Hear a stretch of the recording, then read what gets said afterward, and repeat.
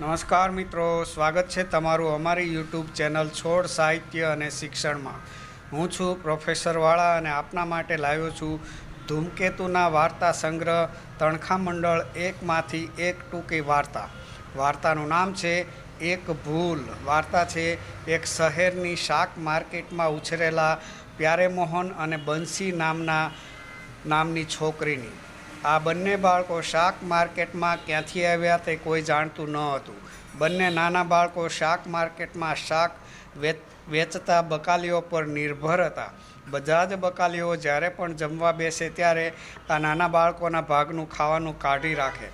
આમ આ બંને બાળકો માર્કેટના લાડીલા બન્યા હતા. બંને વચ્ચે ગાઢ નિર્દોષ પ્રેમ હતો. બંને એકબીજાની હૂંફમાં માર્કેટમાં જીવી રહ્યા હતા. બંનેનું રક્ષણ તેમણે પાળેલો કૂતરો કરતો હતો. કૂતરો તેમની સાથે જ ઊંઘી રહેતો હતો, જાણે કૂતરો તેમના પરિવારનો સભ્ય હતો. તેઓનો 3 જણનો પરિવાર હતો, સુખી પરિવાર હતો. પણ એક દિવસ આ સુખી પરિવાર પર દુઃખ આવે છે. શહેરના કૂતરા પકડવાવાળા બંસી અને પ્યારેમોહનના કૂતરા ટપુને પકડી જાય છે. બંસી ખૂબ કાલાવાલા કરે છે, પણ કૂતરાને છોડવામાં આવતો નથી. બંસી અને પ્યારેમોહન કૂતરાને પકડવાથી ખૂબ દુઃખી છે. એક દિવસ કૂતરાની શોધ માટે પ્યારેમોહન જાય છે અને 1, 2, 3 એમ કરતાં ઘણા દિવસો થવા છતાં પ્યારેમોહન આવતો નથી. બંસી તેની રાહ જુએ છે. દરરોજ નવી આશા બંધાય છે. સમય જતાં બંસીએ માર્કેટમાં જ બકાલું વેચવાની દુકાન ખોલી. દુકાન પણ સારી ચાલે છે, પણ પ્યારેમોહનની યાદ તેને આવે છે. એક દિવસ તેનો ખોવાયેલો કૂતરો પાછો આવે છે, પણ પ્યારેમોહન આવતો નથી. હવે તો બંસી પ્યારેમોહનને ભૂલી પોતાના કામમાં લાગી ગઈ. હવે બંસી નાની છોકરી નહીં, પણ સુંદર સ્ત્રી બની ચૂકી છે. એક દિવસ એક નવા સાહેબ માર્કેટમાં આવે છે. દરેક બકાલી સાથે વાત કરતા આગળ વધે છે. સાથે તેમનો પટ્ટાવાળો રહેમાન પણ છે. નવા સાહેબે એક નાના બાળકને ઉંચકેલું છે. બંસી સાંભળે તેમ બધા બકાલીઓ વાતો કરે છે કે મોટા અધિકારી છે તે પ્યારેમોહન છે. અરે હા, એ જ અહીં છોકરો હતો ત્યારે અહીં રહેતો અને રખડતો, પણ કૂતરાની શોધમાં ભૂલો પડ્યો અને કોઈ શેઠે હાથ ઝાલ્યો અને આજ આપણો ઉપરી બનીને આવ્યો છે. સાહેબ બંસીની દુકાન પાસે આવી બોલ્યા, તમે શાક સારું વેચો છો? બંસી નીચેથી ઉપર જોયું અને બોલી, હા હાજી. સાહેબ બોલ્યા, મને ઓળખો છો?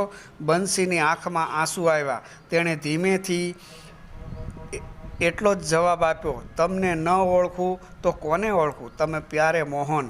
પ્યારેમોહન ડોકું ઢૂંઢાવી આગળ વધ્યો. બંસીનું જગત એક સપાટે આશામાંથી અંધકારમાં ચાલ્યું ગયું. તેની આંખમાંથી અનાથના આંસુની સ્પષ્ટ છાલક આવી ગઈ. પ્યારેમોહન આગળ જતાં બંસીએ એક સુંદર દાડમ કાઢ્યું અને રહેમાનની સામે ધરી બોલી, રહેમાન, આ નવા સાહેબ છે કે? હા. તે વળી ભૂલી ગઈ? પ્યારેમોહન તેમનું નામ. પરણેલા લાગે છે. કેમ નહીં? રહેમાન બોલ્યો, નાનો છોકરો તો તેડ્યો છે ને. બંસીએ રહેમાનને દાડમ આપ્યું. લે, આ સાહેબના છોકરા માટે. આજે બંસીની બધી આશા પર નિરાશાના વાદળો ફળી વળ્યા હતા. બીજા દિવસે આખી માર્કેટમાં હોહા થઈ ગઈ. બંસી પોતાની દુકાન જેમ તેમ મૂકી ચાલી ગઈ હતી. રહેમાને પ્યારેમોહનને વાત કરી. પ્યારેમોહન એકદમ રોવા જેવો થઈ ગયા. હે? બંસી ચાલી ગઈ? ક્યાં? કોણ જાણે સાહેબ, બાઈ ખૂબ ઉદાર હતી. કાલે નાના ભાઈને દીઠા અને દીઠા ભેગું દાડમ આપી દીધું. કોણ નાના ભાઈ? કાલે આપની સાથે બજારમાં આવ્યા હતા ને તેને જોતાં જ પૂછ્યું, સાહેબનો છોકરો છે ને, લે દાડમ આપજે. એટલે ખૂબ વિવેકી બાઈ હતી. રહેમાન બોલી રહ્યા હતા. પ્યારેમોહન રહેમાનની વાત સાંભળી નીચે બેસી ગયો. તેના ચહેરા પરથી તેજ ઉડી ગયું હતું. તે પોતાના 2 હાથ મોં પર ઢાંકી બોલ્યો, અરે રહેમાન, તે કાચું કાપ્યું. મારી સાથે આવેલો છોકરો મારો નથી, પણ પડોશીનો હતો. હું તો એકલો જ છું.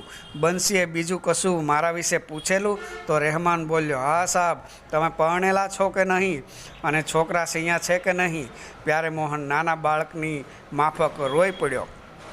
અરે રહેમાન ખા તે એટલું જ બોલી શક્યો. પ્યારે મોહને દિવસો સુધી બંસીને શોધવા પ્રયત્નો કર્યા, પણ બંસી ન મળી. તે રોજ માર્કેટમાં જાય, આસોપાલવના ઝાડ નીચે બેસે અને રોઈ પડે. બંસીએ જે રીતે પ્યારે મોહનની રાહ જોઈ તે જ રીતે પ્યારે મોહન હવે બંસીની રાહ જુએ છે, શ્રદ્ધાથી, પ્રેમથી, શાંતિથી અને આશાથી. તો મિત્રો, અહીં એક નિર્દોષ પ્રેમને વર્ણવતી વાર્તા પૂર્ણ થાય છે. વાર્તા ગમી હોય તો લાઈક, શેર અને કોમેન્ટ કરજો અને અમારી ચેનલને સબસ્ક્રાઈબ કરી અમારા પરિવારના સભ્ય બનશો. આપણે ફરી મળીશું એક નવા વિડીયો સાથે. ત્યાં સુધી આપ ખુશ રહો, આનંદિત રહો. ધન્યવાદ.